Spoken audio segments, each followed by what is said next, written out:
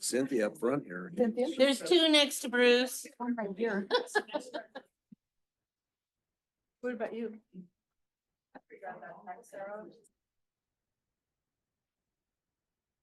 Well, good evening, everyone. It's 6 PM and this is a town hall meeting. And I decided it might be time to call a town hall meeting to discuss the future of tourism in Petersburg. And I forgot about this document that was compiled in 2021. I think there's copies up there, Visitor Industry Management Plan. And if there's no more hard copies, you could get on the borough website and go to the PEDC section of it and you could access it there. And looking around page 10 on this, it talks just about this. What we're doing is having a town hall meeting. If it looks like, tourism is growing in Petersburg or a little bit of changes are happening, and I would consider it a change when we have a cruise ship that visits Petersburg regularly and is a good customer for Petersburg, and they want to build a dock, partner with Petersburg to build a dock. So that's one of the talking points here, but anything people want to testify about, just raise your hand, or actually I'll go down the list of people that signed in, excuse me. And then if there's more people who want to testify after that, just raise your hand, and we have one person zooming in, but don't have their hand raised. So some of the things that just clerk and I put together was couple of just talking points is how has the tourism industry in Petersburg affected you and or your business in the past? How would a small cruise ship schedule with increased visits affect you and or your business? Should the borough consider partnering with small cruise ship companies who want to build a dock and float for their ships use while in port, giving the borough oversight and use of the facility when they are not in port? And do you have any suggestions or accommodating our tourists? And I'm glad we have good attendance. This is an important topic in Petersburg. I felt anyway, because you hear our neighbors complaining about, too much. So I think before we, if that can happen to Petersburg, I suppose anything can happen in Petersburg, but I think the whole community should be involved in this discussion. So I think it'd be good just to go down the list of people that signed up to testify, get everybody's testimony. Like I said, if anybody else wants to interject something, just come up, raise your hand. And it looks like we should probably try to limit it to 5 minutes, because, if 25 people want to testify, that's, 125 minutes, that's 2 hours. And then we could go all night if we want to, if people want to, still have. My bedtime's 10, Okay. 10 PM.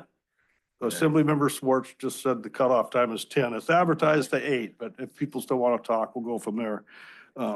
So, Mr. Jim Floyd, your name was first on the list, so. Yeah, and then you need to come and speak into the microphone, otherwise you won't be heard by the people that are zooming in or streaming, so. Hello, I'm Jim Floyd. I'm the General Manager, CEO of Hammer Recon. Since I've been here for the last 5 years, I've heard a lot about tourism, mostly negative. As the president of the Chamber of Commerce for the last 4 years, which someone else has taken that place, thank you, I have been advocating for responsible tourism. And as the General Manager CEO, I have come to realize that we rely on tourism to carry us through the lean months, the shoulder months, as some people say. I lived in Juneau, and we don't want that. And it won't happen. I heard about Sitka, so I reached out to Rebecca Himshoot, our Alaska State Representative, who is from Sitka. There, a cruise line went to the borough to make a deal. The borough said, no, thank you. So a private citizen built a dock. And so now Sitka has no control over what happens there. They receive over 400,000 visitors a year. To put it in perspective, Juneau receives 1.5 million. Our highest year was in 2006, where we had 17,000 people. Huge difference. Last year, it was less than 10,000 people. We are not able to accommodate those large ships, so that will not happen here. We once had a thriving lumber business, no more. We have very few means of income stream in our community. Fishing has been downtrending for the last several years. I have lived here in an aging, since I've been here, in an aging fleet with few younger people willing to take up the challenge. The pricing and government regulations have made it hard on which was once a lucrative industry. When there are rumors about the future of OBI we don't even need to discuss. Income from government, which subsidizes our schools, the airport, which we're very lucky. We have the Department of, U.S.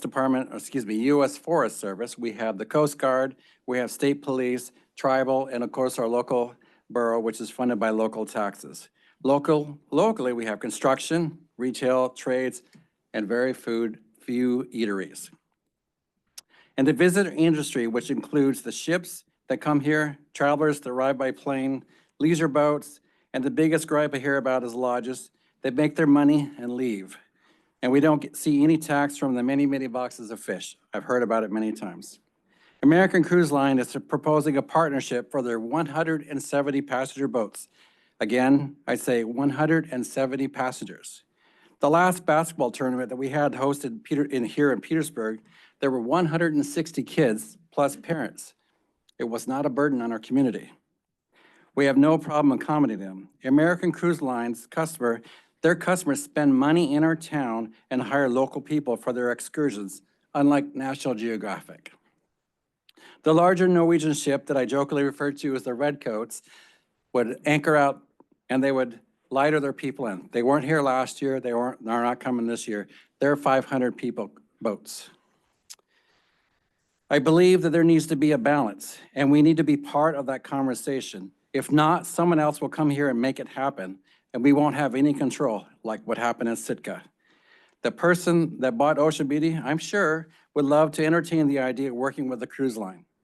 If we advocate for responsible tourism, we have to be in a partnership with them or it will happen without us. I would strongly advise everyone to go onto the borough website, which is really funny because this is given out.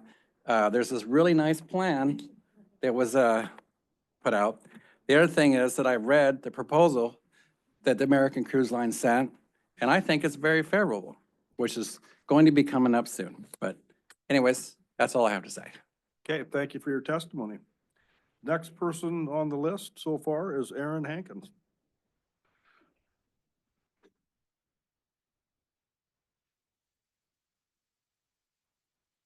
That's what I get for showing up early. So my name is Aaron Hankins. I'm the Emergency Services Director for the Petersburg Borough. To sum up my thoughts on tourism, I would just say ditto what Jim says. Pretty simple, but I wanted to bring some bullet points that I don't think anyone else has considered as it relates to tourism in the community, and it's how it affects the emergency services. So one of the things that we would ask for working with cruise ships, and it's nice to know that we have this plan. I have actually never seen this plan until today. I was thumbing through it. It gives one mention of emergency medical services in a chart.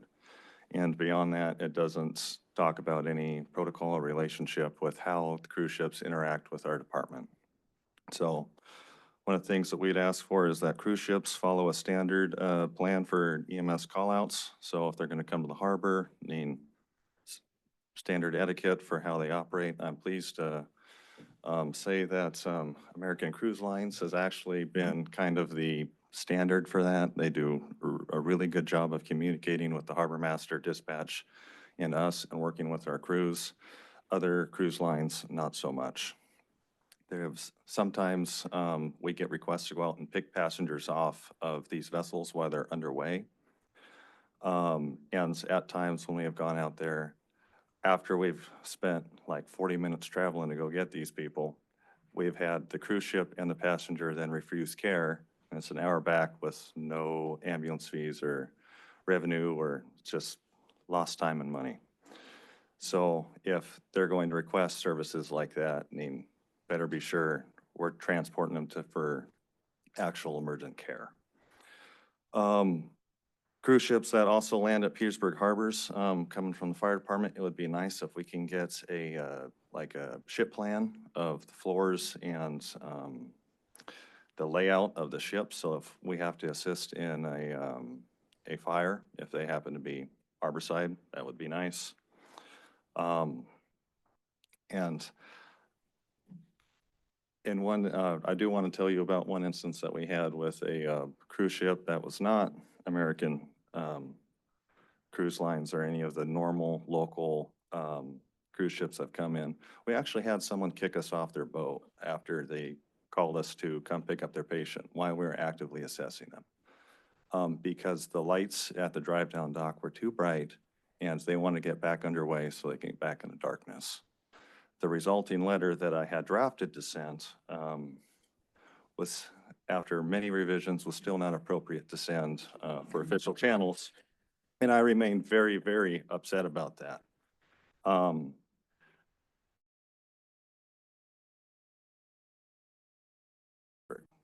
So that's wrong. That individual, by the way, coded 8 times in the at PMC before we got a medevaced out. So it was a serious patient. Other things I would ask for moving on from the cruise ships is same kind of similar premise with the lodges. We'd like to know, hey, if you're going to invite all these people to town, what's your guys' evacuation plan? You know, if you need help from us, even though you fall outside the service area 1, which is our main jurisdiction, you're still going to call us. They do all the time. They call us to pick up their EMS patients, people having issues. If you guys need to evacuate these people, let's have a conversation about it so we can all be on the same page when it comes time to help you. Other things that I'd support to help the borough in general would be a fish box tax. I consider it a local resource in which the community relies on for subsistence and economic development, and to have someone come out and be able to throw a rod in the water, catch a bunch of fish, ship it out in a box and leave. To me, I think the borough should get something for that transaction. I would also support an increase to the marine passenger tax. And what some of the other southeast communities do is they actually use some of that head tax to fund emergency operations. I think it's Catch Can. They actually have an entire ambulance that was bought and paid for with those funds. So it can help relieve stress on the general fund as well. Those are kind of my comments, and I look forward to this update and hopefully getting some more stuff about emergency operations and cruise ships in there. So. Okay, thank you. Yeah, you might have been there. We had actually called the ambulance for one of the people on our tour boat. And Can neither confirm or deny. yeah, I understand. We pulled right into the drive down. You guys were there in 5 minutes and it got taken care of, but it could have been life threatening, and you made it happen for us. Really appreciate that. As a skipper of these tour ships, they're responsible for their passengers, so the message needs to be sent that if their passengers need emergency care, they need to get it. So, thank you. Okay, Brian Paust. Okay. Kristen Muir, do you think it'd be better if you waited till all the testimony and presented at the end, or do you want to just? Yeah. Well, let's just let you do it now, and then it'll familiarize people more with what the proposal is. So probably should have had you go first, actually, instead of last. So I'm Kristen Mara. I'm with American Cruise Lines. It's very nice to meet you all. I'm just straight up, this is my second time in Petersburg, so I am not an expert. I live just outside Portland in Oregon, so I realize I am a guest here and our cruise line is a guest here. I believe we've been calling here since roughly 2012. We are a second generation family-owned company. We're very proud of that fact. We are proud of the fact that we are American-made top to bottom. We came up from nothing, and we are now the largest domestic cruise line here in the United States. We build all of our vessels here. We own our own shipyard in Maryland. So we've got great US-based jobs that are building our ships. Every single employee that you will meet on board is a United States citizen. We are proud of the fact that we build these vessels here and we put the American flag on the back of it. We are committed to staying small. All of our vessels, we've got some on the East Coast that are just a little bit bigger than the Constellation and the Constitution, but all of our vessels are 200 passengers or fewer. We believe that is the right size for the kinds of communities where we like to call. We don't ever want to be viewed as coming in and overwhelming a community. Again, we recognize that we are the guest, and our guests recognize that as well. I hope that they've always been pleasant and engaging with all of you, and I really do believe that all of them are dedicated to learning. That's why they choose to cruise with us. Our ships are nice, but really the attraction when we do these itineraries is the places that we're taking them. And our company really, our job is to lure Americans to stay home and to spend their tourism dollars here. We spend a lot of money marketing to Americans who might otherwise be tempted to or think that they have to go to Europe to get a high quality river or close-in coastal cruising experience. And we remind them that we have all of these amazing things here in the United States and that they can sail with a good United States company and do it right here at home. So that's what we're all about. We are trying to find places here in Southeast that are the right fit for us. And it feels like Petersburg is that kind of place where it seems like you favor more of the small ship kind of atmosphere and that kind of vessel calling on your community. There's places where we can't find a place on their waterfront. For example, in Juneau, they don't have room for us on their waterfront. We have to call it a dock up north in Auk Bay. There's other places where we have a really hard time fitting in. And so here in Petersburg, this feels like the right size for us. And we're hoping that we can create this new infrastructure. We want to just build a very small piece on to the end of your dock to minimize the any kind of conflict. We know we don't want to be taking up space at that Petro dock. We know that's very important for your fishing community to be able to get in, fuel up, and get off that dock again and get out to work. We recognize that and we're respectful of that. So we want to partner with you. That's the whole idea with this proposal, is to hopefully come in and put in a gangway, a floating barge of a sort, and a couple of pilings so that we can dock and then not impede on that fuel dock. So that's basically what I have for you. I won't get into all the details. That's all before the mayor and the council and other folks in town, but just here to let you know that we really, we value what you have here. We want to be a part of it. We want to have more of a home here. And we just want a safe, reliable place where we can dock and again, not create conflict on your waterfront. So, thanks. Thank you for, if you're taking the time to fly up from Portland and talk to us.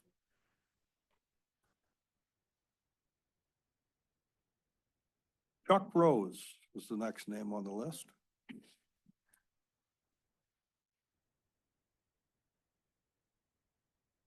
Thank you, Kirsten. Appreciate that. My name's Chuck Rose. I've lived in Petersburg now for 13 years and kind of a tourist, actually, because certainly a visitor. My wife and I sailed in here 13 years ago on our third lap around the Pacific. And because someone said, hey, you ought to check out Alaska. And so, well, here we are 13 years later. We're business owners, homeowners in Petersburg. We love the town. A lot of you probably know my wife if you don't know me, Laura, at the pet center. But so we have an interest and vested interest in the town and in the industry, the visitor industry. I know a lot about the visitor industry and I have a lot to say about the visitor industry, but I promised I would not do that tonight because I want to keep it positive and I don't want to look backwards too much. The good thing about the visitor industry is that it can bring a fair amount of money into town. I don't see a lot of, certainly people who are business owners, property owners, and forward-looking entrepreneurs are certainly going to make a little extra money out of the visitor industry if we increase the flow of tourism here. I don't see a lot of low-level jobs being created. It's not in my experience anyway. Should we partner with the cruise company? Probably. If we do want to manage that, I certainly think we ought to. Suggestions for accommodating tourists.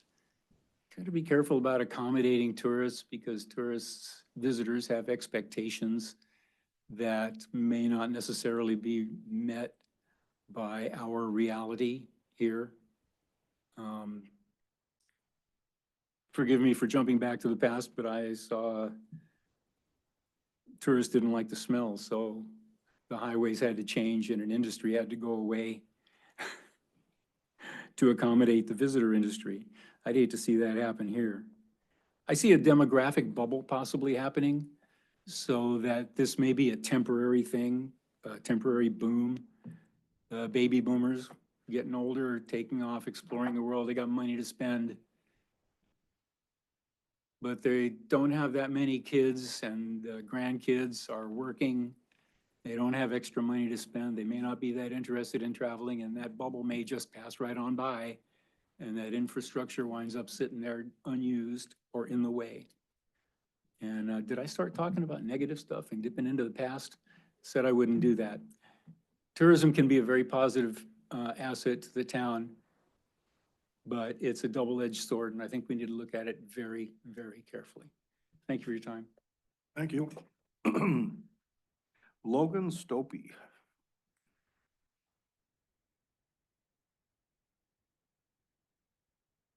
Hey, I'm Logan Stolpe. I own and operate Tongass Adventures. I'm generally in support of the increased, the other vessel coming in with American Cruise Lines. I think it would be beneficial to me. I think looking at the economics of the community, I think it's important to have industries that are bringing dollars into the community, both providing jobs for people and then also providing revenue for the borough.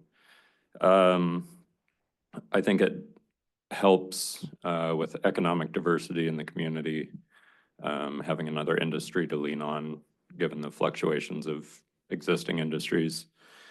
I also think a new dock could help reduce congestion at other areas, like was mentioned.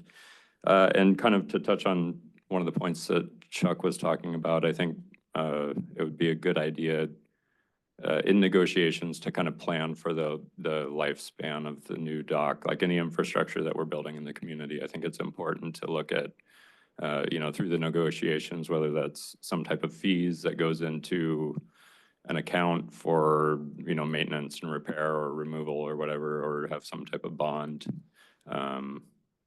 for the company to have money bonded for basic, those types of things for the dock. But I want to keep it short, so thank you for your time. Thank you, Mr. Stopey. Casey Knight.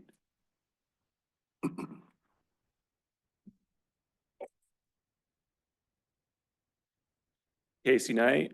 I just have some comments about the possible American Cruise Lines dock. I'm a harbor board member, but I'm expressing my own viewpoints. I emailed this letter to you earlier today. You probably wrote it, but I'll just read it off. So I'm conflicted about this issue. I'm very conflicted whether to be in favor of a dock for American Cruise Lines. And I want to explain why, because I suspect that a lot of people are similarly conflicted. So there are three perspectives that I kind of take on this issue. And for each of them, I kind of wear a different hat, each one corresponding to a different way of thinking about it. So in this testimony, I'll kind of try on three different hats. None of them are made of tinfoil. So the first one is the one I wear mostly. It represents kind of my own personal feelings about an increase in tourism in Petersburg. As a fisherman, family man, and resident, how do I feel about the possibility of an increase in tourist activity? This is an easy question to answer because I just have to consult my own inner feelings. I personally would prefer not to have any increase in tourism during the summer. Indeed, I would rather it be reduced. In the summer, when I'm in town trying to get stuff done in between fishing trips during the busiest time of the year, I'd rather not have the added distraction of wandering groups of tourists, whether they're from ships, lodges, or otherwise. In addition, to a certain extent, I feel a little bit like a monkey in a cage at a zoo or a lion on an African game range, kind of how I like to prefer to think of myself, with my habits on display for visitors. I'd prefer not to feel this way in my normal day-to-day life. But these are just my own personal feelings, and I suspect that a lot of community members feel that way. So that's why I say it. But there are two other hats that I sometimes wear and which are also relevant to this issue. The second one represents what my preferences about this issue should be as someone with personal financial interests who's aware that my quality of life depends on my finances. Should I be in favor of increased tourism in general and the American Cruise Lines project in particular? This is obviously a harder question to answer because I have to take into consideration information concerning whether I plan to continue as a fisherman for the foreseeable future, whether I should instead be a tour guide or something, and so on. But I do think I can answer this question. I should be more or less indifferent about it from a financial point of view. On the one hand, as noted above, I would prefer there to be less tourism in Petersburg, but, and this is very important, more tourism might be coming whether I want it to or not. I might be able to benefit financially from such an increase, but I presently do not plan to take advantage of it. I'm busy enough as it is during the summer. I'm happy fishing. I can't currently see any way to effectively change my own fishing endeavors to take advantage of increased tourism. I make plenty of money to support my family's lifestyle, and until I have some obvious reason to find another occupation, I'll keep doing what I'm doing since I'm happy doing it. I suspect that plenty of the community feels this way about taking financial advantage of tourism. I note in passing that several members of the Assembly are financially invested in tourism. I'm not saying this to call anyone out. Instead, it's directly relevant to the question of whether expansion of the tourism industry is inevitable. It's much easier to see an increase in tourism as a boon to the community if you'll benefit from it. I'm just trying to be realistic about how those members are likely to vote on this issue. And it is going to come up to a vote, presumably. I don't hold this against any of them, and I don't think anyone should. So I'm currently indifferent about it when I look at the issue through the lens of personal financial gain. This way of thinking does not, however, take into account even bigger picture considerations. And for that, we've got to put on our third thinking hat, represent what our preferences as a community should be. Should the borough as a whole be in favor of this proposed project? This is a much more complex question because when you think about it, you have to take into consideration not just your own preferences and your own plans for the future, but also other members of the community and then also just the plans of the borough government itself.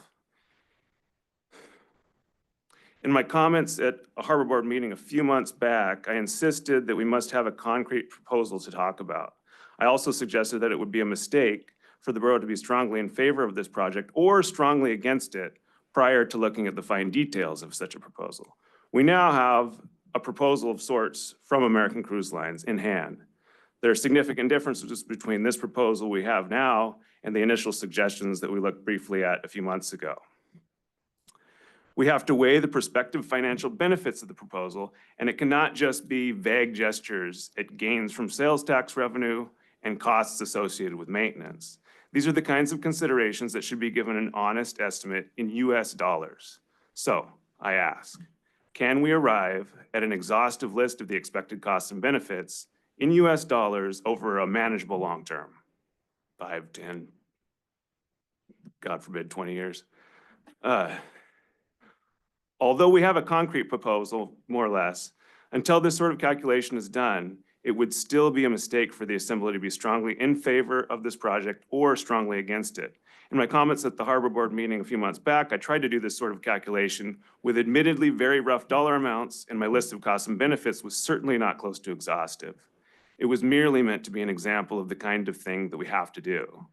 Once this is done, then the Assembly should take that result into account and only then put it alongside non-monetary quality of life considerations, such as the general feelings of community members, the question of retaining control over our own waterfront in light of the alleged inevitability of increases in tourism. That's a really important one, retaining control, and other possible uses of the additional infrastructure. I can't say what the eventual calculus will prescribe because I haven't put pencil to paper. Until someone shows the work, I cannot say I say that we cannot answer the question whether the borough should be in favor. But I can say one thing with conviction. If there is not a fairly risk-free and substantive prospective financial gain to the community, then we definitely should not pursue the project. Put another way, we should pursue the project only if we have a solid and sound expectation that the borough as a whole will benefit financially from it. But note that this is clearly not to say that if there's an expected financial gain, then we should pursue it. It must be considered alongside those other quality of life considerations. So those are kind of my comments about that. One final thing, which is relevant to tourism in general, but also general quality of life in the community, is I love walking trails. Keep putting effort into building them. Please keep up the pressure on a trail that connects Haugen Drive to residential districts on the south side of Hammer Slough drainage, whether that's Lumber Street, Noseum Street, or Severson subdivision. Don't abandon it. Thank you for listening. Thank you for your, thank you for your testimony. Next on the list is Bob Martin.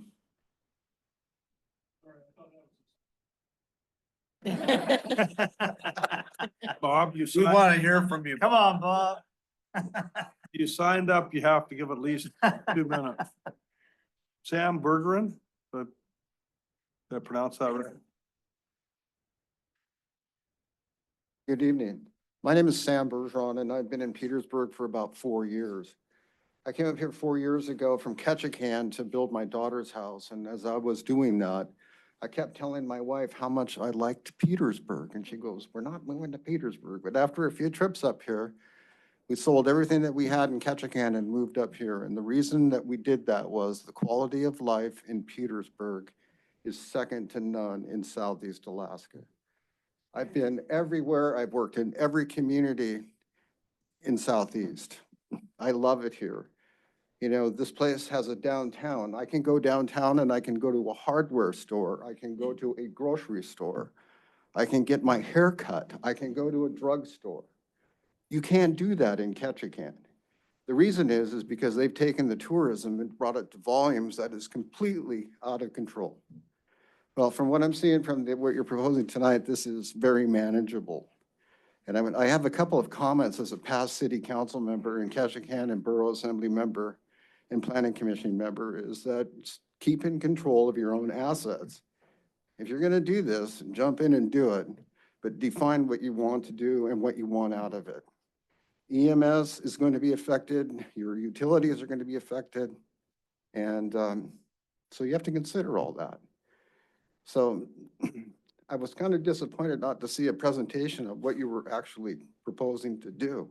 So I'm kind of winging it here, but it sounds like it's a very modest proposal to add on a little bit to a dock to remain control of it. Fishermen aren't going to be devastated by this. The community is going to have some growth, but it's going to be controlled growth. And that's what you need. And that's what you must have. And I didn't move up from Ketchikan to have large cruise ships come here and ruin my way of life. I mean, when I go to a store in Petersburg, I get, "Hi, Sam," everybody knows me here. I love this place. I love this community. Let's hang on to that. You know, if it gets out of control, you're going to lose that. And I'm going to leave it at that. Thanks for listening to me. You know, there is a few documents and they're still being worked over with American Cruise Lines. In the borough, there was 4 conceptual drawings and now we're down to this newer one, but is that on our website? It is not at the moment. Right now, it's just been sent to the Planning Commission so that they can hold a public hearing. But if anybody would like to see the application from American Cruise Lines, they can certainly contact me, and we'll get you a copy. Right, I also saw it up at the harbor board in the harbor office. It's hanging up there. right. Yeah. Well, in Ketchikan, like if we were going to do something like this, we'd have a presentation from the cruise lines of what they're proposing, the numbers that they were doing, and then receive comments after that. But from what I'm gleaning from comments and what I've been able to read from this is it's a pretty modest proposal. And that's a proposal where somebody who is so anti-industrial tourism to the bone thinks this is okay. So, but I want to encourage you to remain in control of your own assets. You can talk about after the improvements are made, is this a taxable item? Do they pay taxes on that? And so where do those taxes go? And, you know, to structure all that for your EMS, for your water, and all of the things that are affected from the tour industry. And I'd be happy to sit down and tell you, you know, what we did in Ketchikan at some point, but not now. I think most of the people in this town, I mean, well, I'm speaking for myself, but just from the people I know that have been here generations, they don't want to see Main Street closed down. They No. don't want to see 2,000 passenger ships, No. doubling our population at one No. time. But so, I mean, I think we need to have this discussion to try to control the growth. And, you know, this proposed dock, you know, however it ends up being built, if it does get built, Right. you know, it'll have some effects on congestion in different area of town. So, I mean, that's one of my concerns. So we need to have that discussion. There's always going to be objections from other harbor users when you do a project like this. Typically, they're not as bad as, you know, some of these folks fear. I mean, we've done some pretty substantive changes in the harbor, particularly in front of Thomas Basin. But that wasn't a devastating, you know, we built a big thing for the cruise ships to tie up to, right dead center in the middle where they come into. But you know what? You drive around it. We drive little boats to get into I the think we're harbor. kind of getting off the topic a little bit, having to back and But forth. anyway, there. yeah. So it's just people to testify their feelings for this issue, and we might have more meetings. We might send out a survey to all the box holders to get more of a broader perspective of the feelings from the community. Sure. So anyway, that's where we're at in my mind at this time. Sure. Well, thanks for the 5 minutes. I appreciate it. And we're not keeping track of time. Chelsea Tremblay.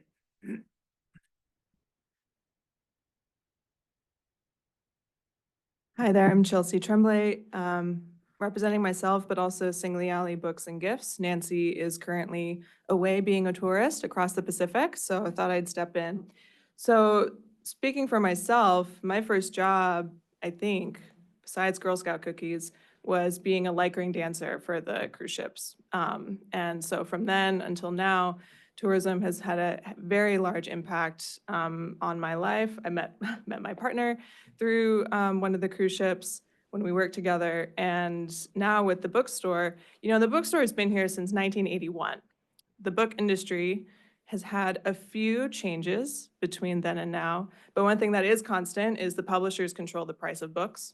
So we change what we have on the shelves to, you know, work around what we can't control. We're not billionaires that can take losses on books, like a certain website that's named after a jungle. So we do what we can with what we have. And we get creative and we figure out who we can reach. And small cruise ships are one of the major reasons why we are able to be open 5 days a week in January, February, and March. They're here for 6 months out of the year. We're open every month of the year, largely because of the traffic that we're able to see in summertime. And some of that's our location, some of that's our history, and some of that is just the nature of Petersburg. People want to walk through town. They want to see what all the other shops have to offer. And we're very excited to give them that visitor's guide, send them through town, and we see them on their way back. And we are constantly told how lucky we are to have this community. And we know it. And we're excited to show it off for them, and they love their opportunity to be here and to see it. And so I'm really excited about this idea. I think that the opportunity for a borough-controlled in partnership with another company is really logical. It's, I think, a really amazing step forward. I think one thing we should do to accommodate visitors is have the restrooms in the parking lot open 7 days a week. I think the logistics of that, because we are able to plan our summer work schedule based on when and where the ships are coming. And so I was able to see that we don't have that many ships coming in on a Sunday, but that doesn't mean that we don't see customers on those days. And people are here on lodges, they're here independently, they're here on their own boats, they fly in. All those people are staying at hotels, so they're paying those taxes. And so I don't think we should rely solely on the marine passenger fee for the funding of that. I think 7 days a week would be a nice, reliable piece of infrastructure for one of the least glamorous yet most reliable forms of infrastructure that we need to provide to local, to our visitors. So yeah, and I'm so glad everyone is able to see the hard work a lot of us put into that visitor task group. So yeah, a lot of us spent a lot of time, but the more eyes on it, the better. So yeah, I'm just grateful that everyone's here to continue the conversation. Thank you. Cynthia Matheson. Change your mind? Hello, I am Cynthia Matheson. I am Vice President of Lee's Clothing and the manager down there. American Cruise Line ships have been great for our local business. The guests and crew that visit our town utilize local taxis, tours, restaurants, and they shop in small businesses like ours. We depend on the income from these small ships to sustain our business through the winter months. I really appreciate the work done by Gloria Ann Wallen and Ed Tagabon in scheduling the ship port calls for Petersburg. It is a challenging task finding space for the ships that call on Petersburg and a delicate balance keeping the fishing industry happy. American Cruise Lines has a second ship visiting Petersburg this summer with more planned in the future. I like the idea of the expansion of the borough dock to help alleviate the congestion at the dock and to make room for fishing boats and tenders to dock. My concerns are losing control of such prime space on our waterfront and the length of the 60-year lease. I know we have to dig a lot deeper into what the contract would be if we did do the partnership, but those are two of my concerns. I wish that Petersburg Borough could fund the project and retain the rights to the dock extension. And also that possibly we could have a shorter lease, like a 10 or 20-year lease, and keep that in our control. I'm thankful for the visitor industry that we do have in Petersburg. I just want to remind you that many of our downtown businesses are owned by fishing families. I'd like to work together to find a solution to benefit all of us. I think we need to invest in infrastructure like the dock extension to support a sustainable economic future for the town that we share. Thanks. Thank you. Sarah Holmgren is next on the list. We won't start your time when you walk to the microphone. We're not using a timer.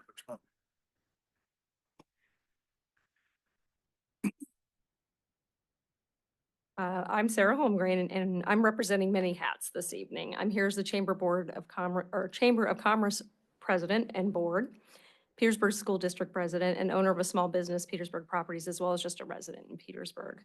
First, I'd like to read a resolution that the Chamber of Commerce Board passed during our board meeting last week. It is in support of the construction or the efforts to get it constructed, the new float, excuse me. And this is Resolution 2025, which you'll all receive a copy of. Whereas the Chamber of Commerce supports the efforts of the borough to successfully negotiate the construction of a new float on Dock Street. And whereas the borough residents and businesses will directly and indirectly benefit from additional float access. Whereas American Cruise Line is ready, willing, and able to help participate in the project, thereby reducing the financial cost on the borough. Whereas the community of Petersburg should continue to diversify its economy, the new float would improve access to small cruise ships, commercial fishing fleet, and other businesses in need of water access. Therefore, be it resolved, the Petersburg Chamber of Commerce supports the borough in their pursuit of building and constructing a new float at the end of Dock Street. And that was passed on February 6th at our board meeting.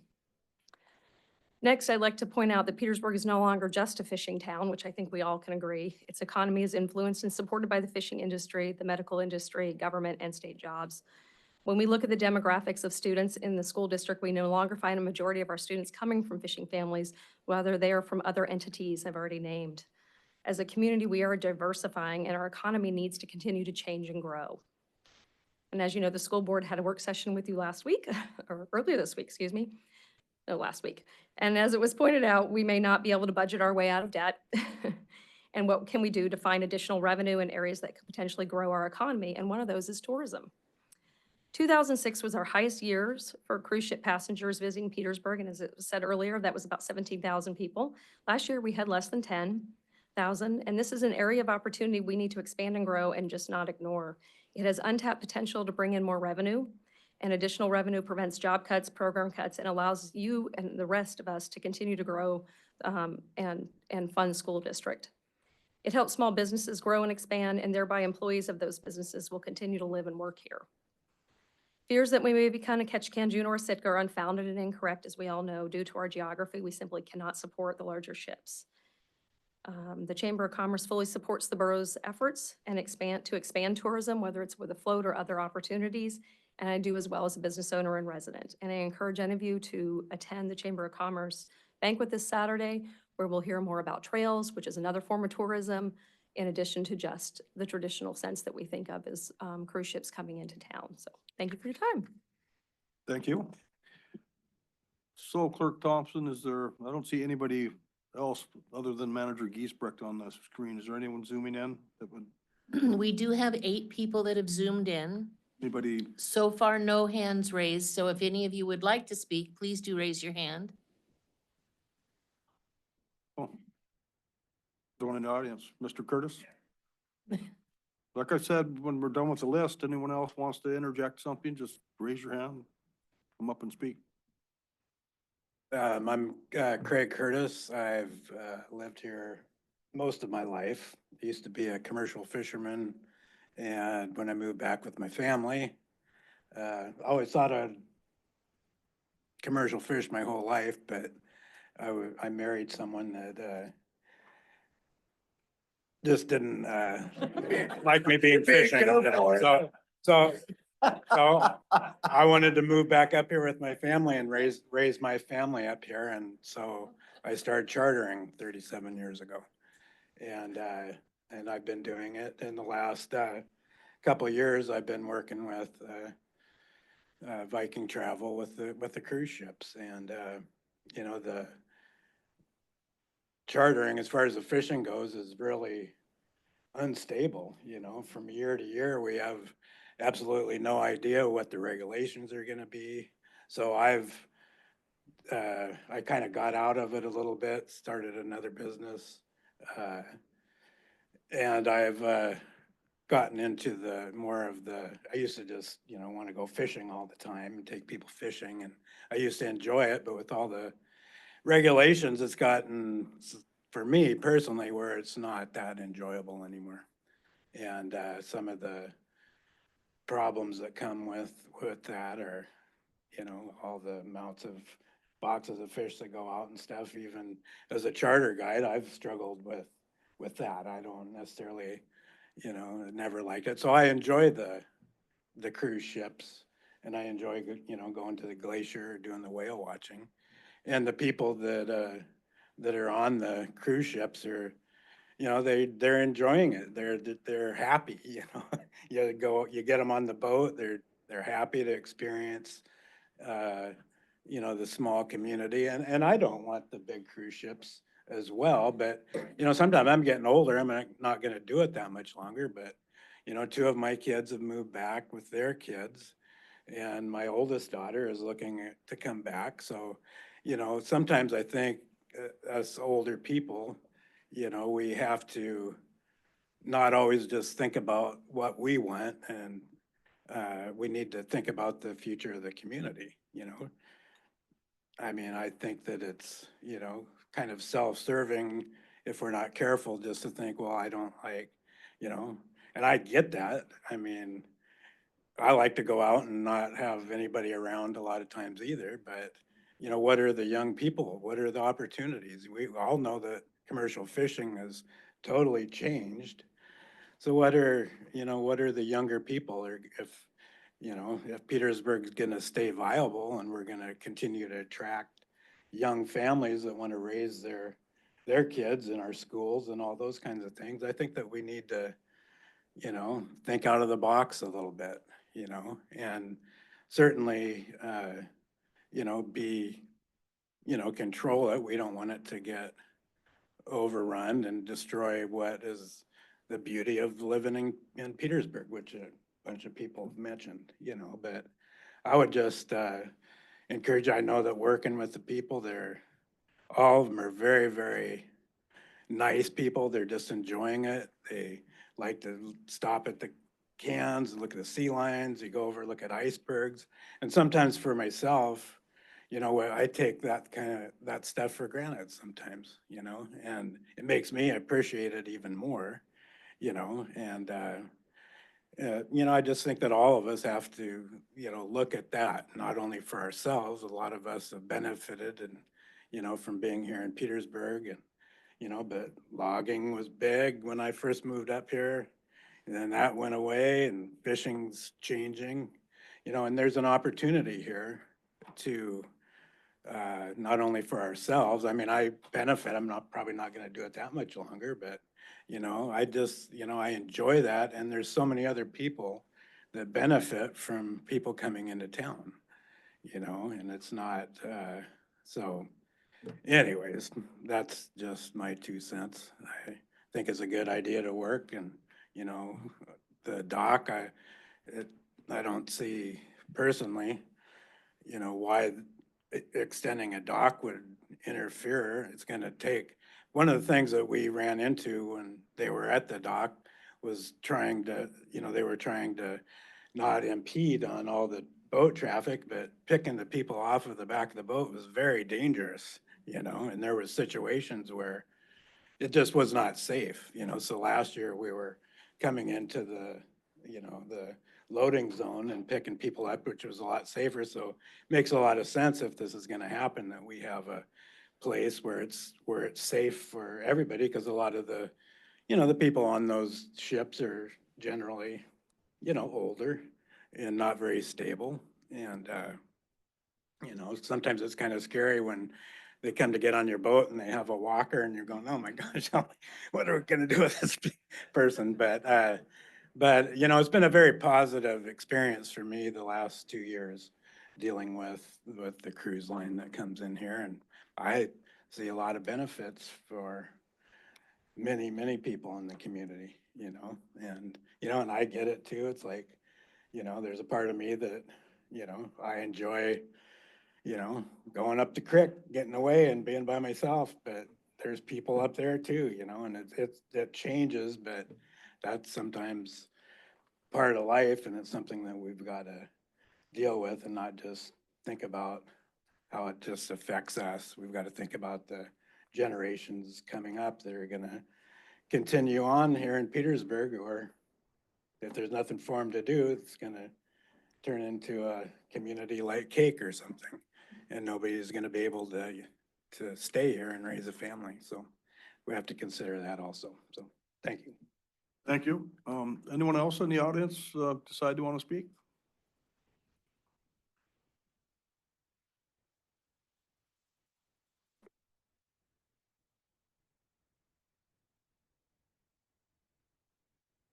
Jim Martin is just talking for myself. Couple of things, red flags, 60-year lease.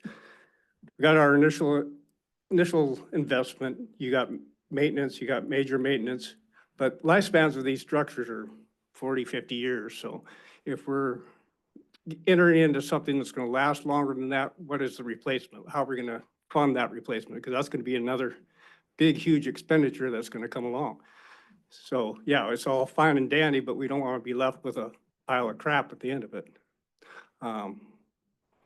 That's a big thing to think about when you're negotiating. The other thing is when you get to the top of the gangway, take that step off, everything from there on has to be local.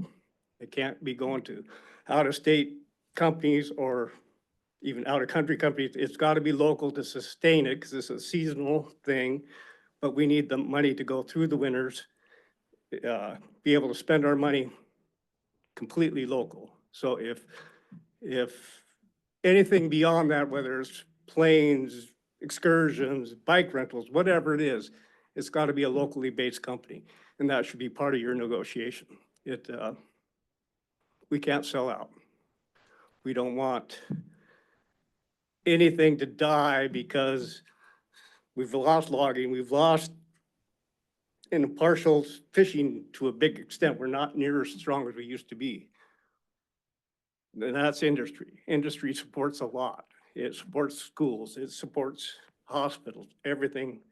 If you don't have industry, the rest of it's just gonna fizzle out. So keep that in mind when you're negotiating through this stuff, that we gotta protect ourselves. We don't wanna end up in 20, 30 years, our kids cannot live here because we did not think ahead. So just keep that in mind.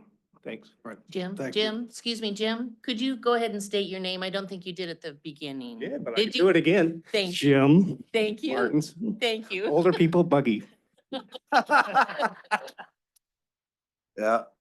It's It been a was while kinda though. hard to understand your name when you first came up. Anyone else in the room like to speak? You can thank my dad for buggy. And I'm Madeline Valentine, a co-owner of Viking Travel. As many people have noted, of course, us business owners would benefit from this, but I do want to just draw it back to the fact that actually every single community member would benefit from this. Some people have drawn point to the fact that they appreciate being able to go down to a hardware store, to a grocery store, to a bookstore, shop for clothing, etc.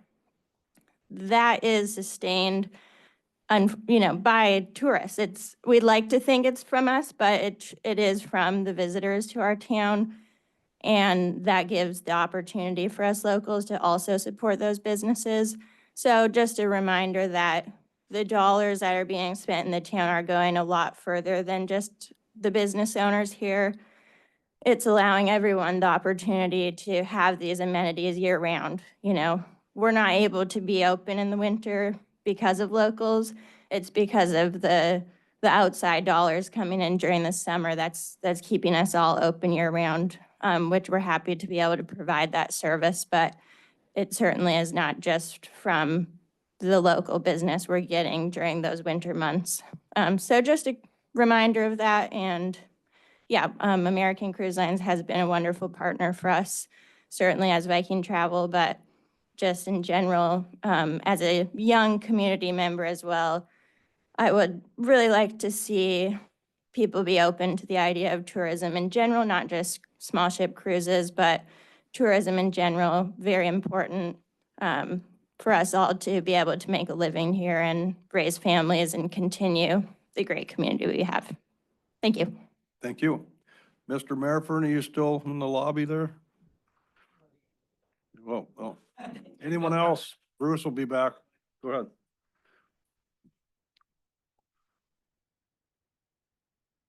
ahead. So sort of 2 points. As for the specific proposal, it sounds reasonable, but I have to second the other folks who said, without a specific plan and hard numbers, we can't really say for or against. What's been said here sounded reasonable, but again, let's put numbers on paper before we agree to anything. And my second comment, I think, is addressed more generally to our tourism planning committee. Not all tourism is created equal. Not all tourists are worth the same dollars. There is a way to manage our tourism so that we get the benefits without as many of the burdens. High-end, low-impact tourism is a thing. As much as I want to think that industrial tourism will die with the baby boomer generation, I don't know that it will. But there is a market segment out there that's not interested in industrial tourism and that has money and they want to spend it. They can go into Lee's and buy a $250 Dolly of Norway sweater. They can go into the Cedar Box and buy a $1,000 marine mammal fur. Those are the tourists that we want to be courting. So when we think about tourism, we need to think not just the number of people coming in, but how much money are those individuals going to spend? We don't want the tourists that come into town and buy a $3 magnet made in China. We want the high-end tourists. That's how we get the maximum benefit to our community without the burden of being overrun and gawked at like lions on the Serengeti. So, Then I didn't catch your name, ma'am. Brianna Drury. Okay, thank you. Okay, you're back. Good evening, Bruce Merifern. I was born and raised, longtime user of our waterfront.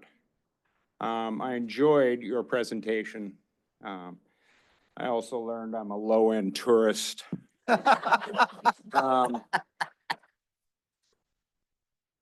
As a waterfront user, I like the proposal that fits on the waterfront. I don't think it's very intrusive.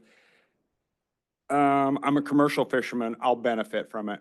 They won't be here year round. We'll get to use it. And it'll free up, drive down the end of sea float. I think there's a few good benefits to it. I think you heard Jim's comments. Leave it in your capable hands to figure out how to manage that partnership. But the gentleman from Ketchikan spoke to a manageable flow of tourism traffic through the island. And that's, to me, it sounds like a good fit, a good partner. I think Little Jim touched on it too, and it's where you come down the gangway and there's a Harley Davidson store and all the other tour shops from out of town. And I agree with that. But I like the plan. I like the use of the waterfront. I think we'll benefit from it, the commercial fishing fleet. I think the charter guys will benefit from it, ease of load. I think the flow of traffic sounded appealing to me, good for our local merchants. And wish you all the success in negotiating that successfully. Okay. And a couple people have hit on it in the room, partnering, and there's always the financial aspect, and we're still, you know, kind of young in that phase right now with American Cruise Line. We're gaining, I mean, we're making, you know, different proposals, but anyway, we'll see. Hopefully we could do something to make it more accommodating for them. Glow?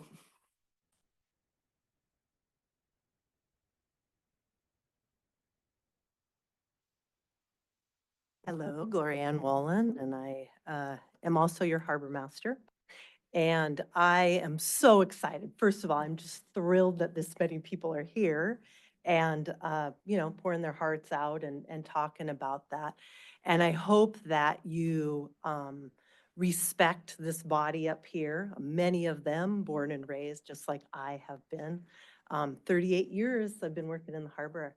And I think, without tooting our own horn, there's a reason why our harbor and our waterfront are so well respected across, I'm going to say across the planet. We've been written up in many, many ways about the successful management of our harbor and our waterfront. And I think that, I hope you leave with that you're in good hands. This group is a really dedicated group. Your harbor department is a really dedicated group. We were born and raised here too. If you look at my staff, if you look at the borough staff, how many of them are kids that grew up here? And we want to maintain this wonderful place that we have, that we chose to live as well. And so I am, with that being said, I'm really excited about this opportunity. And the last week that I've had in the harbor, I get a lot of people in the office, and that's why I have my little pull-down desk that's right there by the pew, because I don't want to go upstairs and miss out on the opportunity of Bruce coming to visit me today to just say, hey, what's going on about this? Or other people that have come through. Chuck comes to visit me regularly. A lot of people do. We talk about all sorts of things. And I take that to heart. And I think you see things in the way we build docks.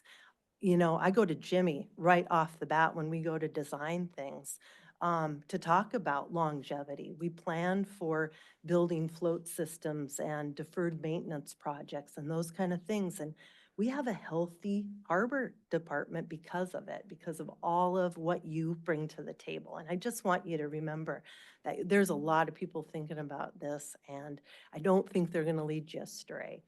And that being said, this is a pretty cool opportunity. We've also had through the office this last week some other really cool things that have happened. Sarah's directing people through that are looking at setting up another fish plant here in Petersburg. How can we make that work, and how can the waterfront help them? We've also been hearing great things down at the end of the street, what's happening at Petersburg Fisheries, what I grew up with Petersburg Fisheries, and the future of that facility. I've heard that if they could only buy one company in the entire state, that's the one they want.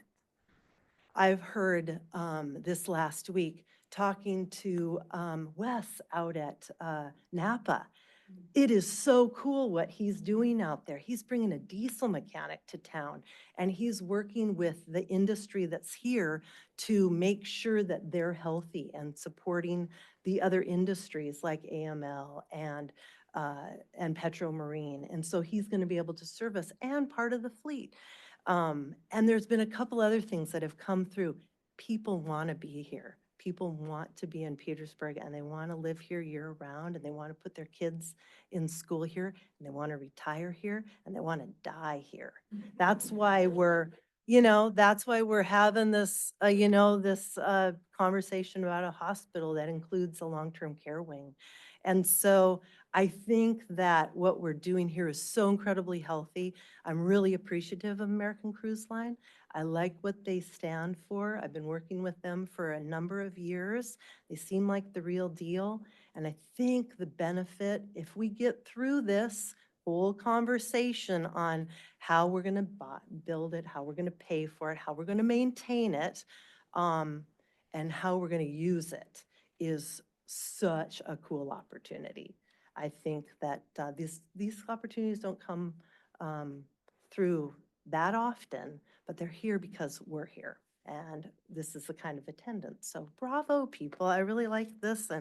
And know that your harbor mother is taking care of you and your children's children as long as I'm here. So good job, people.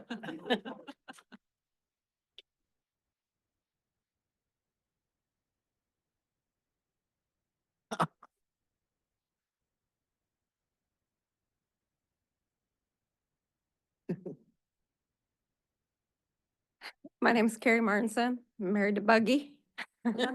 And I have the little barber shop on the corner, Spruce for sure. And so I listen to a lot of people every day that I'm there. And in the summer, I was shocked at how many cruise ship workers that are like, Petersburg is the only place we have time off. And they were all delightful and they all loved our town.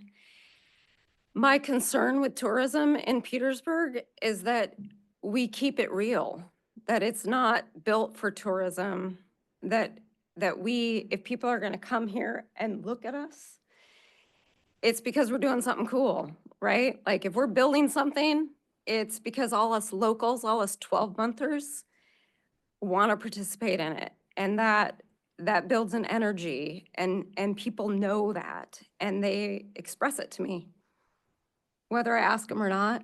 And like, unlike other businesses, I've been busier this winter than I was last summer. And the locals are like, oh, we can finally get in because it's been tourism. But I think if we can maintain control from the harbor and work with these smaller cruise industries to bring these workers that want the smaller boats that are giving people a more bespoke experience, not the big multi-level ships. And it's great. It's great to have these workers come into my shop and they have their Lee's clothing bag and their Diamantes and, oh, I got this here and look what I got. And it's, I think that we're in a prime time to sort of direct that and build so our own children can flourish here too, because Jimmy and I just drove from Key West, Florida, Albuquerque, New Mexico, and we're like, we live in one of the most amazing places on earth. Like when people come up here, no wonder they're like, oh my goodness, because there is a lot of open space out there with nothing. And how do we maintain that? How do we maintain it for the people that are invested here, that we can invite these smaller companies that want to be American made and join that together? Because we have something really special, and I want to keep that going. It's made a great life for me, and I want to make a great life for my kids and whoever wants to be here. So thank you. Thank you.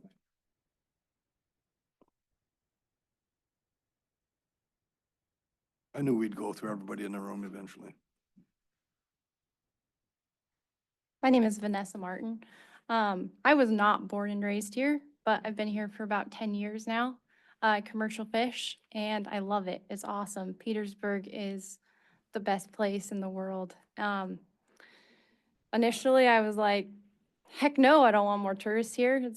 That is super annoying. You're trying to push a cartload of groceries up the dock and you're just trying to not knock anyone off the dock. But I understand a lot of people will benefit. I want to be here for the rest of my life. I want to have kids here. I want to keep fishing. I want to pass that down for generations. The cannery stinks sometimes. Yeah, it's stinky. I don't like the smell of it, but it is a fishing town. It was founded on fishing, and I would really love it to stay founded on fishing.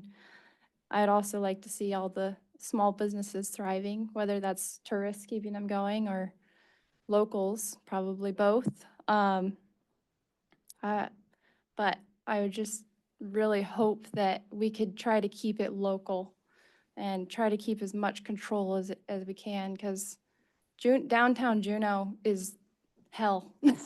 I hate it. I don't even want to go there.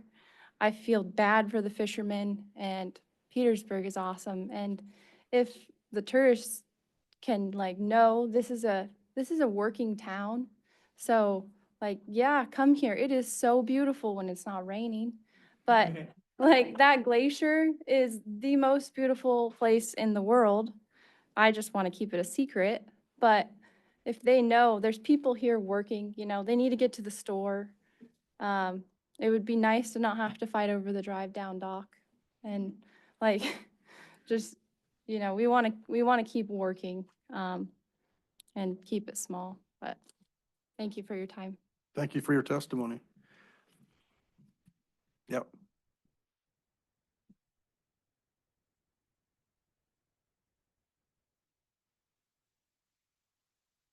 Hello, waiting for it to go green. I'm Marissa Baker. I was born and raised here. And I did what most people do when they turn 18, and I said, I'm leaving and I'm not coming back.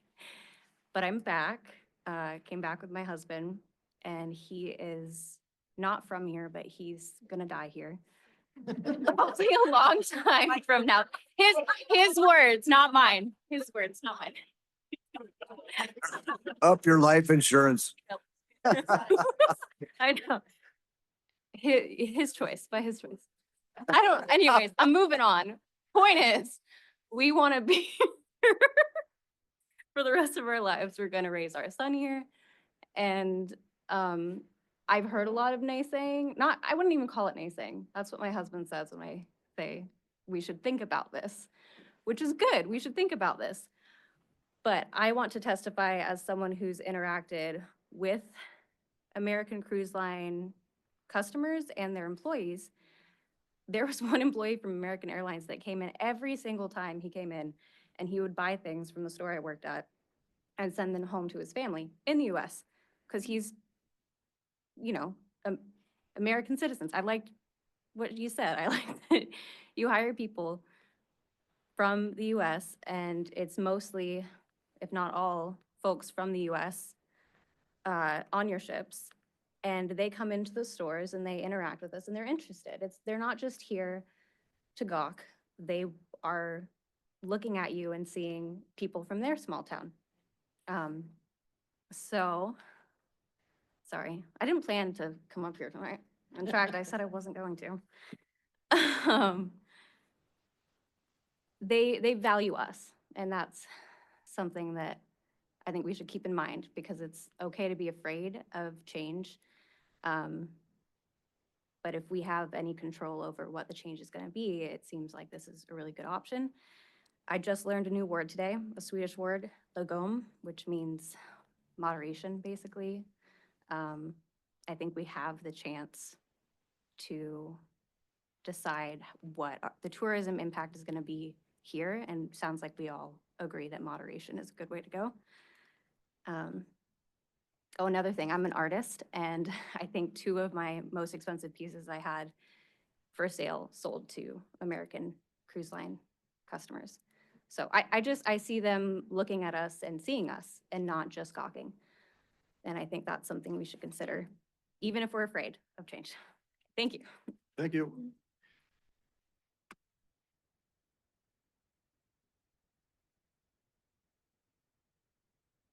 I too wasn't gonna come up until Marissa came up, but I just want to hit it. Oh, my name's Brandon Ware, and like many people here, born and raised here. Well, not born here, but basically born here. But I've worked with American Cruise Lines for the last 6 seasons as a charter fisherman, and I can tell you this much, that as far as my business has gone, American Cruise Lines has floated my business when I was very beginning, to where I'm barely getting any private bookings, barely getting anything else. They've really floated my business through the wintertime and allowed me to thrive and continue to grow. And that's actually a large part of the reason why I'm still in town and why I chose to stay here and why I chose to have my son here and put my son through the school system in 4 years. And just continually raise my family and plant roots here is because of the opportunities that have come to me, largely in part to American Cruise Lines. And so our ability to control the growth that we're going forward from here, but then also, just our ability to control the growth and then welcome that growth and walk alongside of it is really amazing. The opportunities that it's going to bring and the economics that it's going to bring to our community is just going to be great for families like me and really encourage families like mine to stay here in town. And so that's what I got. I'm in favor of it, and I like the fact that we're able to control our progress going forward here. So thank you. Your testimony. Anyone else in the room? You sure can.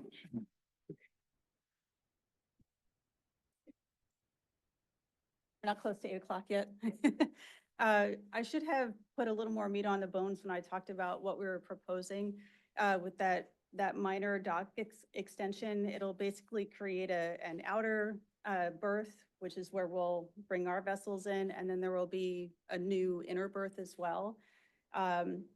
Once that is constructed, it immediately is owned by the borough. So we never will own this dock. I've heard a lot of folks ask about control tonight, and we've done a lot of this with a lot of small communities on the Columbia Snake River system down where I live. So City of Astoria, Port of Kalama, City of Richland, like getting up into the Tri-Cities, now working with Port of Lewiston, Stevenson, Cascade Locks. There's a whole bunch where we've now partnered with all those places to build docks, or in some cases repair them. We never own the infrastructure once it's built. So it's always a public facility. So that's one thing to note. The second is, in this case, so you'll have that outer slip and then essentially an inner slip. That intersection will always be in the borough's control. So you'll now have some new flexibility for where to put small vessels. We'll never have any say over that. The only time we'll have any say over what comes into that outer slip is when we want to bring one of our vessels in. So we want that certainty for our schedule going forward. But even that outer slip will not be exclusive to us. Other small cruise vessels can call there as long as they have the borough's permission. And then we'll also be working on the scheduling. And then the whole rest of the year when we're not here, because we're of course only here in the summer, that's still the borough's dock. So you basically get brand new infrastructure to do with as you please, fall, winter, into the early spring. So I think that covers it, but I wanted to make sure that you knew a little bit more about what we're proposing, that we won't own the dock. It's the borough's dock. We've got a proposal for what we'll pay for those 60 years so that you can then start banking that money for inevitable maintenance, replacement, et cetera. We've done that with all the places that we've built things. They have the exact same concerns that you do, and you're right to have those concerns. And then the scheduling piece will be very favorable to the borough. So I hope that helps. Thank you for that additional information. I'd encourage people to, and we don't have a final concept yet. We're still in negotiations, and the price is always a factor. So I'm just going to throw this out there. It doesn't really, I guess it does have something to do with this conversation, because last year the borough was in the red. They had to take money out of reserves to pay for their, balance the budget. And the same thing is looking like the same thing's going to happen this year. So, this is a good idea and concept, but if our share what we're talking now is 25% of $4 or $5 million. I don't think we have the money in the bank, but I mean, it'd be nice to be able to have a facility that would accommodate a ship like this. One of my concerns, and I've talked about this before, is restricting access to the people in from the end of the pier, and that would be our Coast Guard that's been in town since 1954. So my position on this as we go forward is going to be make sure that it doesn't inhibit the Coast Guard access to their mooring. You know, I think there's roughly close to 20 families, you know, between the two ships, and possibly a bigger buoy tender coming, whether it'll moor there or not. We don't know the design. So anyway, just for more food for thought. And then like Mr. Martinson said, I'm going to refer to him as Buggy because everybody knows Buggy now. You build a ship, there's always operation and maintenance on it. So we've got harbor, or, you know, some of our harbor down here isn't even 30 years old, and it's, you know, needs new finger floats. So we have to be able to make sure this will generate enough revenue to support itself. Would not like to see any of the other harbor users' moorage have to go up to support a new infrastructure that the borough could own. So, any other people in the audience want to speak?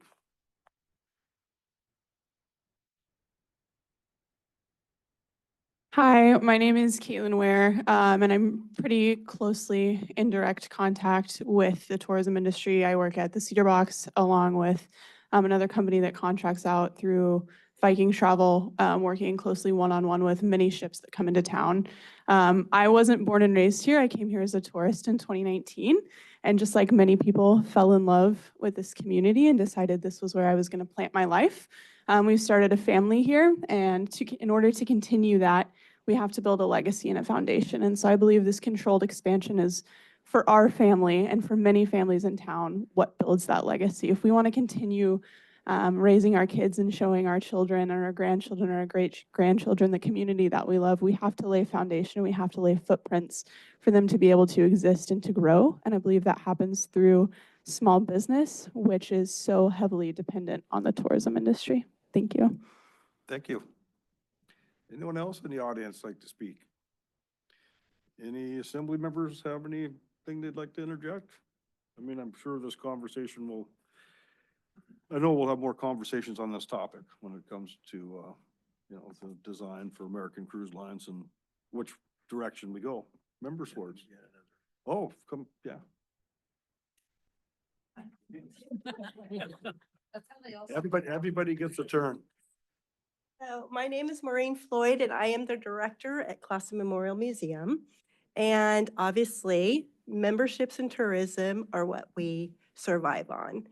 And I have had the most wonderful tourists come in from your ship that love our town.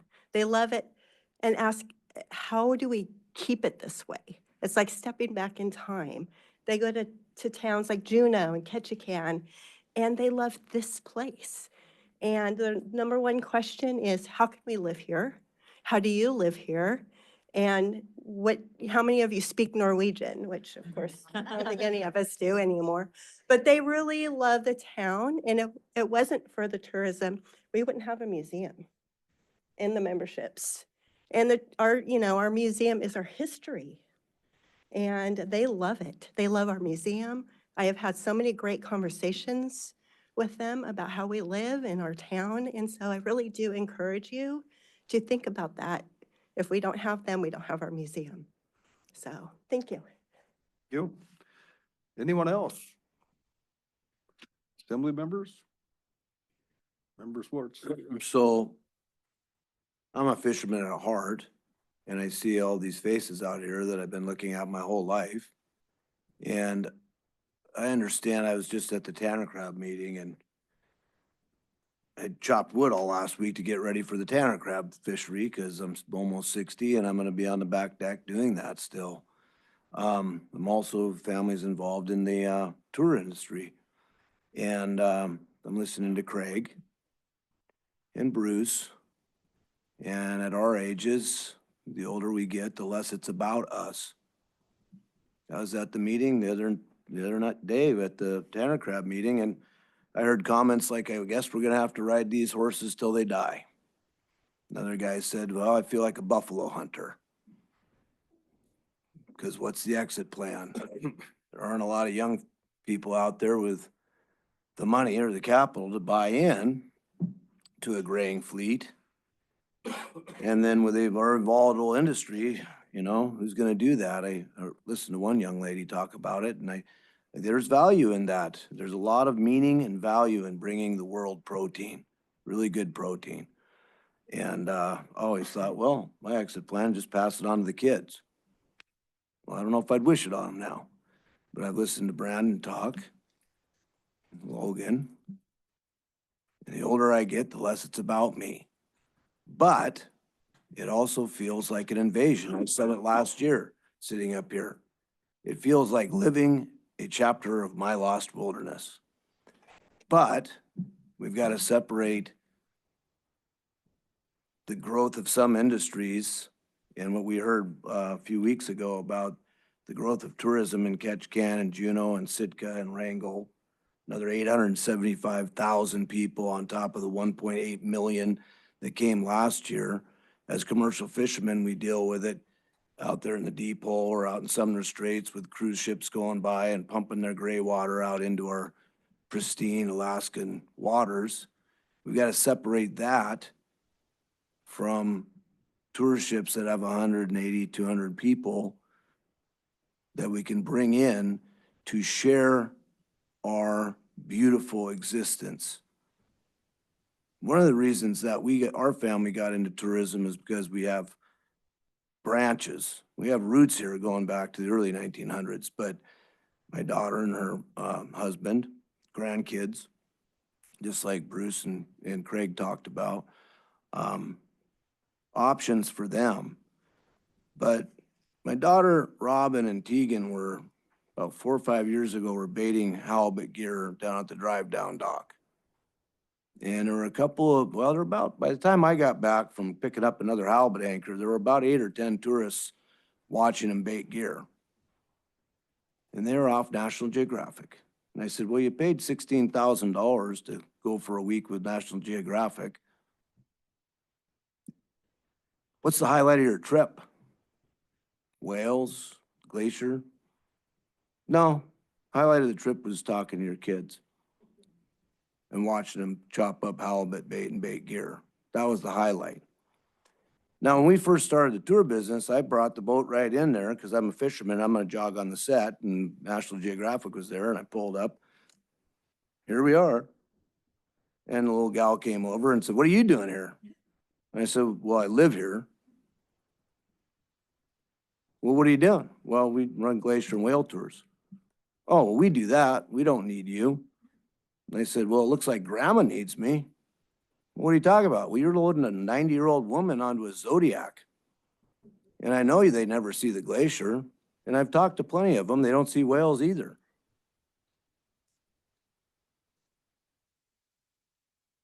I hope I don't get sued by National Geographic. But we started running American Cruise Lines with American Constellation with the Point Retreat. And it was just like Craig said. You don't realize when you're around it all the time, when you see hundreds of whales per day or you see the glacier, how unbelievable it is.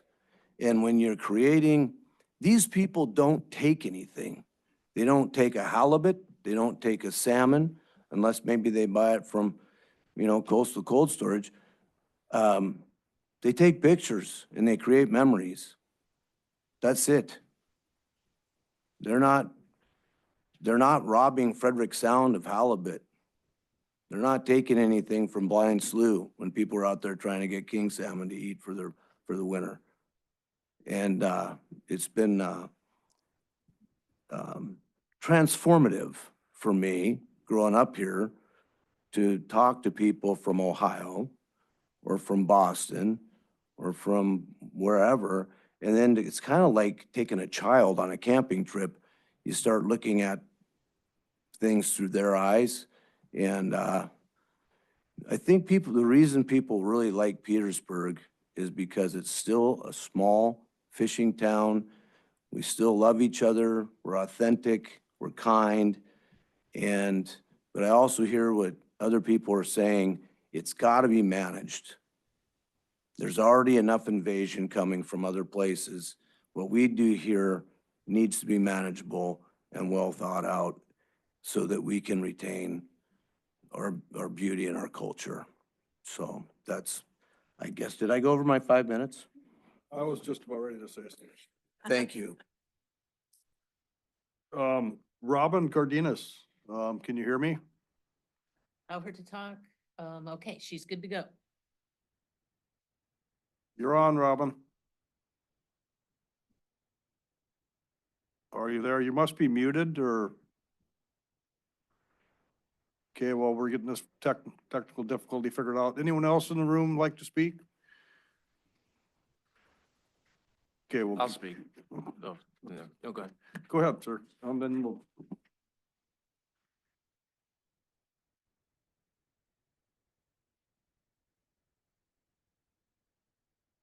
Hi there. My name's Dan Tucker. I moved up here with my wife about 4 years ago, so relative newcomer. I've lived up and down the West Coast my whole life. Lots of other small fishing communities with tourism as well, places like Homer and Friday Harbor, Washington. We love Petersburg. It's awesome. Like being able to let our 7-year-old daughter ride her bike over to a friend's house and not being worried about her. It's a quality of life that, yeah, it's really rare nowadays in this country, and Petersburg is something really special. And I think there's a lot of possibilities with tourism. I think it's really important to use our imagination because there's so many different possibilities out there. It's really easy to think tourism and look at Juneau or Ketchikan and think, you know, it's going to be like that. And I'm with the rest of you. I don't want it to be like that. I've walked around Juneau and ISP and Huna, and it feels like this crazy Disneyland. It's really weird. It's not something I'm interested in. But my wife and I are starting a farm at Point Agassiz on some old historic farmland, and that's our dream. But we can see that there's a lot more possibilities for us to build out that farm infrastructure and create that dream if we can incorporate a more profitable business venture in the short term, something involving visitors and tourism potentially. And that I find really exciting because, you know, we moved up here kind of ready for the end of the world, you know, 2021, 2022, there were just a lot of stuff going on. There still is. The world's crazy. Like the whole global economy, like who knows what's going to happen. But I realized like for ourselves and as a community, we'll be a lot better prepared for the uncertainties of the future if we take the opportunities that are available today and build infrastructure that will help us in the long term, be it a dock or a farm. And I think there is a way to share what we love about this place, what we're passionate about, without destroying the place itself. And I think there's a lot of room for creativity. There's a lot of possibilities, especially in this moment with marketing online. It's easier than ever before in history to reach your target audience anywhere in the world. And the people who want to come here and experience this place and really stay, not even just on a cruise ship, but independent travelers that would come here and stay for days or even weeks or even move here. Like those people are out there, and there's things like Facebook ads that make it super easy. If you know what you're doing with a little bit of expertise, you know, find a consultant online, like it's super easy to dial into a very precise demographic of the kind of people that you want to attract. And for ourselves, for our vision, we're really interested in those independent travelers, those people that, you know, would be interested in coming all the way out to Point Agassiz, you know, for multiple days. And so just like Brianna Drury was saying with targeting, you know, the particular, you know, tourists with more money. I mean, there's all kinds of different tourists out there. They're people. They just want different experiences. Some people maybe just want, you know, a really cheap cruise ship, you know, and to like bring home some trinkets, whatever. Some people really want to find a special place and really dig in and experience what's so special about it. Like when I travel, I like to stay for at least a week in each place. That just feels sane to me. And so there's all kinds of travelers out there. There's ways that we can find them and bring those people here, give them an amazing experience, share what we love about this place, and not destroy it. And I think I'm excited. Thanks. Thank you. We'll try Robin Cardenas one more time, and then we have an assembly member. Robin, are you there? Yeah, can you hear me now? Yep, you're coming Sorry in about loud and that. clear.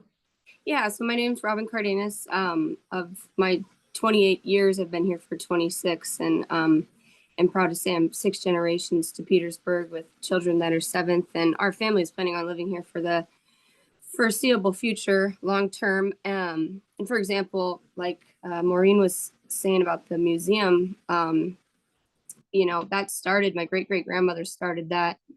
And so Petersburg's had tourism for a long time, and I think it will continue even after the baby boomer visitor phase may end. And I'm coming from, you know, wearing 2 hats too, where our family's invested in tourism here.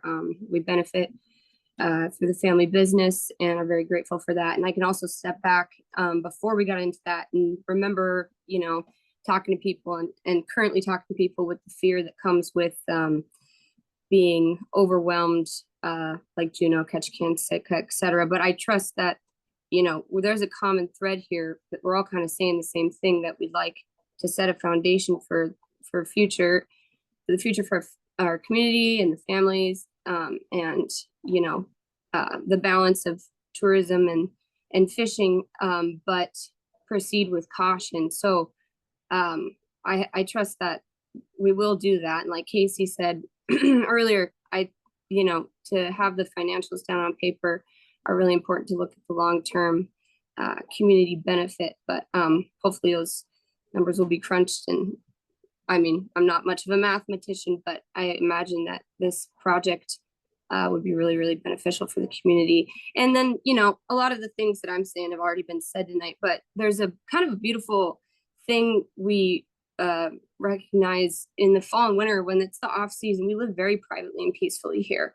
And I think, you know, other businesses have mentioned that that's only really possible because of the boom that we have, you know, in the later spring and summer into September, because of tourism and that the way that sustains our lifestyle through the private, peaceful fall and winter. So yeah, I think it's great to advocate for more smaller cruise ships to benefit the community. And yeah, just as another note, like crewing on the Point Retreat with Sea Alaska Tours, I talked to so many people and they are just in love with our little town. And they immediately asked me, like halfway through the tour at the end, like, where can I go for this, that, and the other thing, local artwork. And like Ms. Tremblay said, like usually they'll hit up the bookshop and work their way through town. And I can really see where it affects our community financially positively. So thank you for your time. Thank you. Member Valentine? Hi, everybody. James Valentine.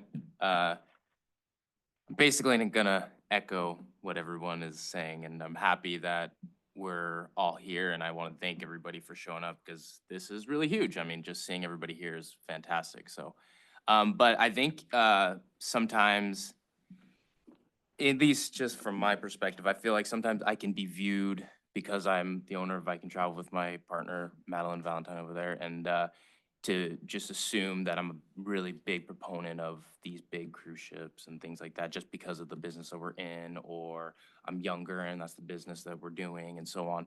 But I feel like I am fortunate because through my upbringing, I was lucky enough to have a lot of balance. And when I say that, it's because I was born in Juneau, raised right here, basically born here, right? I grew up here, but my dad moved to Skagway. And then he bought a hotel in Skagway. Skagway is the 15th largest US port when it comes to cruise ship destinations. It's huge. I actually remember American Cruise Lines, when they would come, they're a 170 passenger boat. The whole town of Skagway would shut down, leaving them to basically have almost nobody take care of them, right? I remember being the tour guide to go for American Cruise Lines. I actually remember them going to Skagway more often, but now they can't because when they go to Juneau, they go to Skagway, they go to Sitka.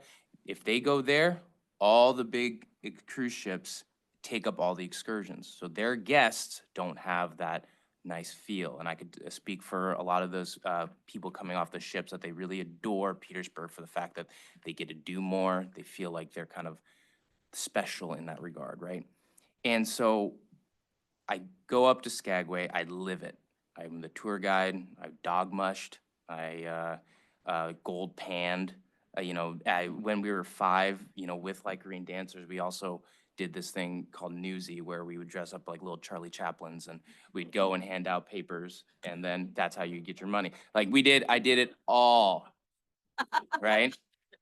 And so, but the balance comes when I get to come back to Petersburg where there isn't the chaos. Now, I enjoyed the chaos in my 20s. I really did. It was fun and, I was much more drinking and all that other stuff. And it was like a really good time. But as I grow older and now I get to listen to what my dad was starting to complain about early on in my life, where he was saying the community is starting to veer away from overnight tourism. He saw it in the writing, right? And all of a sudden his shoulder season started getting smaller and smaller and smaller. And the money that was driving the economic boom of Skagway was kind of gearing towards what was all this money coming in, right? And so I got to watch my dad basically not necessarily lose his business, but almost, right? And he was fortunate enough to have left in 2019, right before everything happened. So when I come to Petersburg and we finally moved to Petersburg, I get to go fishing. I get to be part of this community again. I fished for 3 years and it helped me get the business that we currently have. I am all about extreme balance. As soon as I came to town, I went straight to the chamber and I became a chamber board. And I think almost my first or second meeting, I was like, I'm really about responsible tourism, all that, because I know truly and honestly what it's like to be part of a massive, massive port where the cruise ships overtake. And many of my local friends don't live in Skagway anymore. There's a reason we live here and not Skagway. If it was money driven, I'd be in Skagway. When you have 3, 4 on average coming every single day of 2 to 3 to 4,000 cruise ship passengers, not including crew, right? That's where you're gonna make money. But there's a reason why we wanna be here. We like extreme balance, and I like the balance of here. Everybody here wants that balance. And we have a very nice opportunity with American Cruise Lines, who I've been fortunate enough to know for many years now, to have this opportunity for this community. Now, we're also in the industry of bringing people overnight as well. So we're not just this one-sided bring cruise ships. We also, as Viking Travel, try to bring people and stay overnight because we do believe in that as well. We have like a strong belief in that. So I just wanted to make sure that everybody knew my stance on this, not like I'm a big cruise, all that. I am in the tourism industry, yes, but not in for that big stuff because I lived it. I'm okay with not being a part of it anymore. And I really like the trajectory that Petersburg is going, especially with all use. Basically echoing and then putting up concerns that we all, as a team, have to figure it out, which I really enjoy. That's the whole point of being up here, right? I'm 32 years old and I was fortunate enough to be voted up here to be part of this. So thank you for giving me that opportunity. So anyways, thank you, everybody. Thanks. The other assembly members have input? Member Marsh. Thank you. I am cautiously optimistic about the proposal with American Cruise Lines. A little bit of my background, I've been here almost 39 years. I married a commercial fisherman, raised my 5 boys who all grew up commercial fishing. And I have actually 1.5 holdouts who, one of them is determined to have his professional life revolve around fishing and another one would love to. And he's actually here right now getting ready to go out on the Tanner opening. So I am passionate about trying to keep the fishing alive. And I think there is a balance. I know historically, when a cruise ship, and I don't know its origin, when it tied up at the loading ramp at the South Harbor, and we were shipping crabs live at the time, they would roll out their red carpet, and it was their part of the dock, and you better not get in the way. So I know there was some conflict about getting our gear to carry out our business, conflicting with what the cruise ship had in mind, but we worked it out. But it was a definite challenge. And it seems like that we've got some opportunities here to work collaboratively with the cruise industry that could benefit a lot of people in this community. But I would urge utmost caution. I think once we open this box, it's going to be really, really, really hard to shut it. So I think we need to use all prudence and due diligence, crunching the numbers. Nobody has a crystal ball to see how this is all going to play out economically or otherwise, but I think utmost caution is warranted. So, my name is Scott Newman. I was born and raised here, lived here my whole life. I'm 60 years old, and I grew up fishing commercially, and then I used that money to go to flight school. I'm also a hunting guide. I had a business for 30 years, sold that, and then bought the beaver and been blind to the glacier ever since.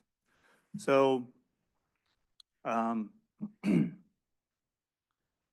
couple points I'd like to make is that the model that American Cruise Lines has is not like when we've envisioned Juneau or Ketchikan or Sitka, you know, millions of people, you know, every year. This is, and the model that those large cruise ship companies have is they come in and they buy the waterfront, and then they put their storefronts in, and then they make the money off of all that. And then when the season's over, it's gone and they're gone. And this is an opportunity to work with a quality company that wants to work collaboratively with us and give us a seat at the table, which gives us a control over our future. They don't have to have us. They are wanting to work with us. They have the opportunity to just lease the waterfront and do whatever they want. So if we choose not to go this route, then we're foregoing the seat that we have at the table that will give us the ability to control our future. Okay, Member Lynn, do you have anything to interject? Normally, no, but I like a couple of things I heard tonight, to try to keep it as local as we possibly can. But one thing, a couple of things I'd like to say is, first of all, thank everybody who sent the assembly notes with their, you know, their feelings, how they view the future and so forth. And I appreciate all that. I read them all, and I'm sure most of the members here have too. And does it make a difference? Yes. Second thing I'd say is I really appreciate all the younger people I see in here.